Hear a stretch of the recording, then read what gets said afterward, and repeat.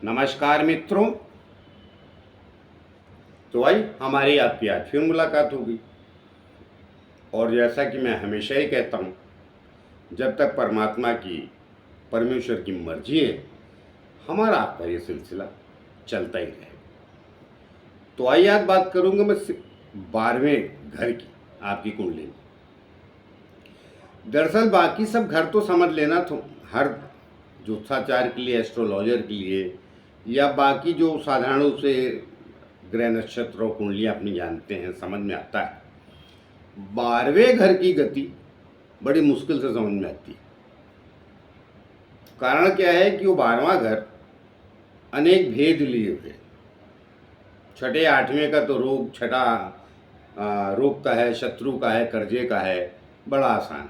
8वां घर आपके अंधकार का है, आपकी परेशानियों का है। 12वें घर का क्या है, इस पर कोई विशेष बात नहीं करता है, लेकिन मैं इसकी विशेषता बहुत ढंग से जानता भी हूँ, और मैंने जिन कुंडलियों में आज तक कहा है वो करीब करीब सही भी होती है। कारण क्या है, 12वां घर बड़ा विशेष, इसमें अनेक गुण हैं। ये तरक्की भी देता है, आपके नुकसान को भी दिखाता है, आपके उपलब्धियों को भी बताता है, और आपके सुख को भी बताता है, विशेष रूप से पति पत्नी के सुख को, और भी चीज़ें। तो आगे मैं बातचीत में उसको ले लूँगा। तो अनेक बातों का रहस्य उसमें। 12वां घर है ना, अंतिम घर। तो अंतिम घर वो लग्न से है, मगर ऐसा नहीं क्योंकि क्या है कि कौन सा ग्रह है आपका 12वें जाके बैठा, और कौन सा ग्रह आपके बाकी जगहों पे बैठा है और 12वें घर पे दृष्टि दे रहा है। तो 12वें घर की अनेक विशेषताएं हैं, हानि है, लाभ है, उपलब्धियां हैं, और विदेश भी वही देखते हैं, फॉरेन। अब जिनको बाहर जाना है तो 12वां घर बड़ा ही माने रखेगा। और मैंने पति पत्नी का संयम बता ही दिया, मतलब सैया सुख का भी। तो अब वो देखा कैसे जाएगा, तो देखते तो हम एस्ट्रोलॉजर ही, क्योंकि कौन सा ग्रह बैठा है, कौन सा देख रहा है, कौन सा नहीं देख रहा है, वो अनेक बातें हो जाती हैं। तो आइए आगे बढ़ो। उसके पहले एक छोटी सी प्रार्थना और भी करता हूँ कि जिन लोगों ने हमारे चैनल सब्सक्राइब नहीं किया, कृपया कर लीजिए। उससे हमें बल और शक्ति मिलती है, जो आप लोगों के द्वारा ही आती है। तो आइए सिर्फ 12वें घर पे केंद्रित रहूँगा। और सबसे पहले ये बता दूं कि 12वें घर में एक ही ग्रह को बहुत अच्छा माना जाता है, जिसका नाम है शुक्र। लेकिन सदैव शुक्र भी अच्छे फल नहीं देता है आपकी कुंडली में। ये देखना पड़ता है कि वो शुक्र जो 12वें गया है, जैसे इम्पोर्टेंट के चलिए चर्चा चली, तो शुरू से ही बता देता हूँ। मेष लगन की पत्रिका में 12वां शुक्र उच्च का है। बहुत सारे लोग प्रसन्न हो जाते, मेरा 12वां शुक्र है, उच्च का है, उच्च का है। सही बात है, मैं कहाँ मना कर रहा हूँ कि वो नहीं है, मगर आप ये नहीं समझते हैं कि वो शुक्र जो है दूसरे और सप्तम का स्वामियों के मारक हो जाता है। तो उस रहस्य को भी समझना पड़ेगा मेष लग्न वालों को। और फिर गुरु कहाँ गया आपका, वो भी समझना पड़ेगा। तो एक उदाहरण दिया, अब आगे नहीं दूंगा। 11 लगन और भी है, सबका देने जाऊंगा तो फिर क्या बोलते उसको, बात बड़ी लंबी हो जाती है। तो 12वें घर के रहस्य को बता देता हूँ आपको। सदैव 12वां घर न दुखी करता है और न सदैव सुखी करता है, मगर 12वें घर में जो ग्रह जाते हैं वो कहीं न कहीं कुछ न कुछ लॉस को अवश्य दिखाते हैं, अर्थात हानि को, और कुछ उपलब्धियां भी दिखाते हैं। कि 12वें घर में जब ज़्यादा ग्रह बैठ जाते हैं तो वो कहीं न कहीं आपके घर छुड़वाने का प्लानिंग कर देते हैं, या आपके माइंड में आने लगता है कि आपको घर छोड़ के दूर जाना है, अर्थात विदेश जाना है। 2 3 4 बैठ जाए तो वो पक्का आपको विदेश की दिलो दिमाग में भावना भर देते हैं। लेकिन आप ये नहीं सोच रहे, 12वें घर में बैठे गए दृष्टि सीधी छठे होती है, तो बहुत सारी मुसीबतों को भी जन्म देते हैं। क्या बैठे हुए ग्रह ही देखेंगे आप वहीं उल्टा पकड़ लीजिए। आप छठे बैठे ग्रह 12वें घर को देख रहे हैं, तो वो व्यय स्थान भी है।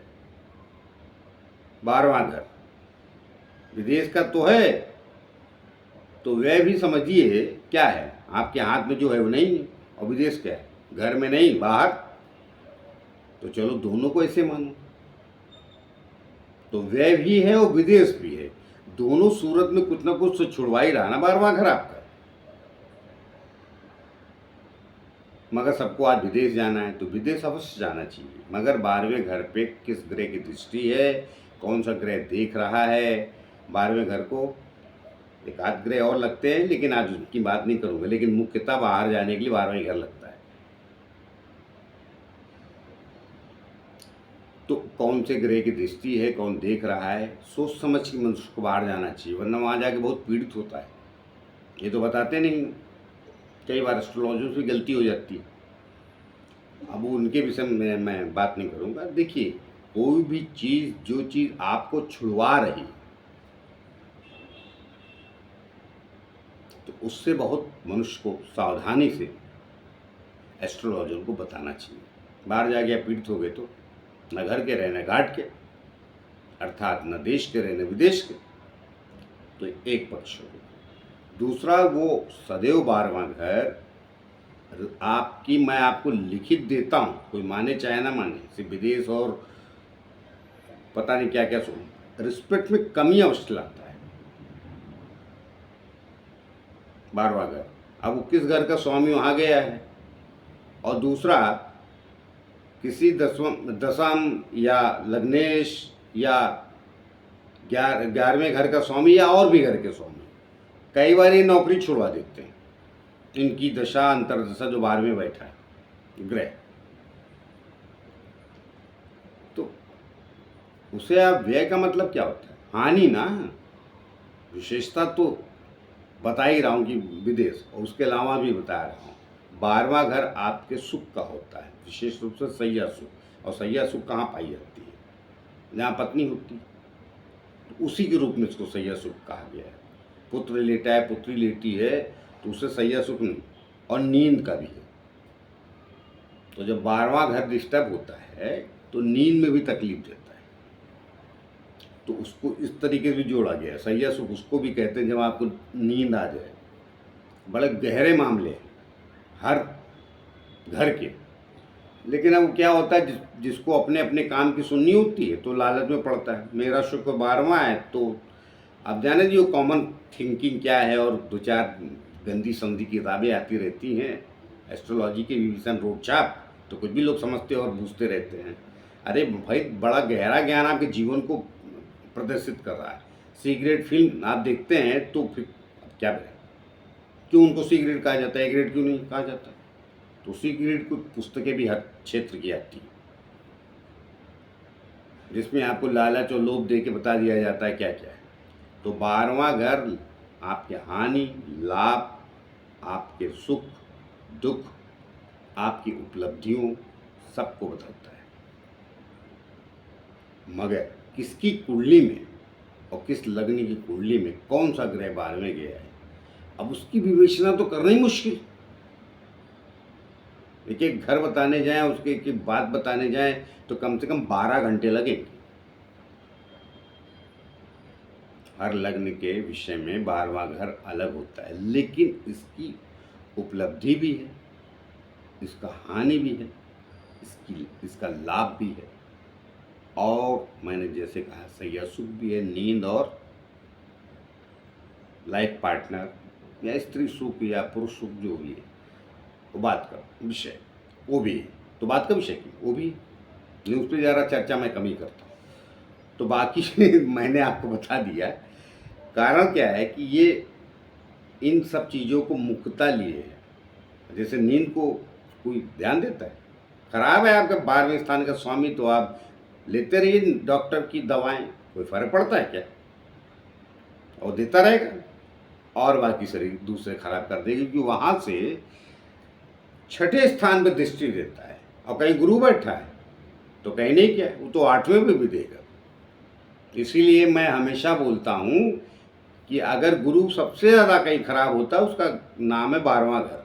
गुरु को वहाँ नहीं बैठना चाहिए। बाकी सब प्लान की बात मैं बात करूँगा। उसकी दो दृष्टियाँ, सप्तम दृष्टि और नवम दृष्टि से गलत स्थान को जागृत कर देता है। तो लेकिन सबको दुखी दे जाए वो जरूरी नहीं, वो दूसरा विषय देखना पड़ता है, उसका स्वामी कहाँ गया। गुरु 12वें गया है तो उसका स्वामी कहाँ गया, तो उसमें थोड़ा बचाव हो जाता है। लेकिन 12वें घर से आप लाभ, हानि, उपलब्धियाँ, जीवन में ऊंचाइयाँ और निवेश भी देखा जाता है। चलिए ये भी याद आ गया। बहुत सारे लोग शेयर मार्केट में उसमें पैसे की बातें करते, तो निवेश भी देखा जाता है। तो निवेश का मतलब क्या होता है कि आपने निवेश किया और भविष्य में रिटर्न आए, वो भी देखा जाता है।